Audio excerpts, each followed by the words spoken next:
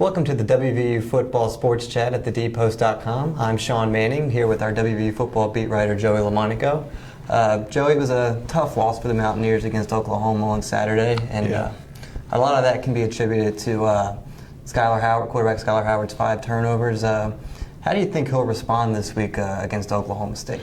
Well, that's really the big question, Sean. As you mentioned, 5 turnovers, 3 interceptions, 2 lost fumbles.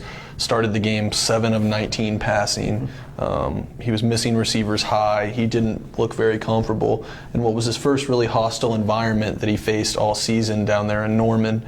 How he bounces back is a big storyline.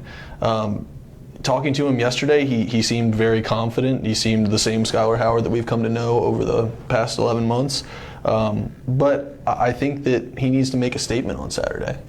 To that point, the Oklahoma State defensive line leads the nation in sacks, and they also lead the nation in tackles for loss. How do you think the WVU can slow down that tough front of the Cowboys? Well, it's going to be exactly that. It's going to be tough. Coach Holgorsen actually opened his press conference yesterday by citing the 2 main problems he saw from the game film at Oklahoma as pass protection and tackles for loss in the Mountaineers' run game.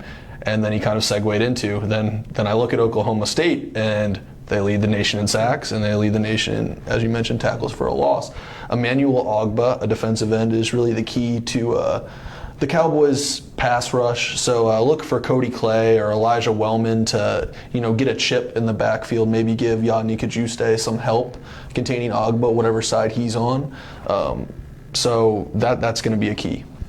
On the other side of the ball, WVU is on pace to run for more yards than they ever have under Coach Holgorsen, which when he first got here, it was always talk about the air raid. What's different this year than in years past? Well, it's not even so much this year. I talked to Ron Crook, the Mountaineers offensive line coach, and really since he came in 2 years ago, he told me that during the hiring process, Dana told him that he wanted to change up the way he did things fundamentally. He wanted to be a run-first team. And Crook, with his background, he has linemen that like to block in the run game.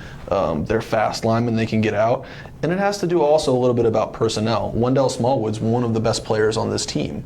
He's experienced. Russell Shell has some experience. Not so much the case at the wide receiver position. So what WVU is doing in the run game, they're really playing to their strengths as personnel. And Coach Holgorsen's smart. He's not going to throw the ball 50 times a game when that doesn't give WVU the best chance to win right now.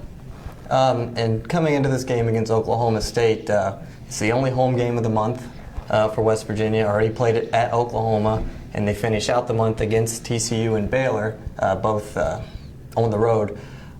This is actually the lowest ranked team of the 4, and this has to be a must-win for West Virginia to get where they want to go. It sounds crazy that we're saying that when WVU has a 3-1 record, but you're right. If they drop this one to the Cowboys, they're potentially staring at a 0-4 October. They would put them with a losing record. They have a lot of confidence coming into this game. They lost to Oklahoma last year, then reeled off 4 straight wins. That put them at 6-2 because they lost to Alabama in the season opener. But KJ Dillon told me yesterday, we took one in the chin, but we're ready to get back up and at it. So this is a huge game for them considering that horrible gauntlet of an October that the Mountaineers face in terms of scheduling in the Big 12. All right, thank you, Joey. For more WVU coverage, please visit thedpost.com.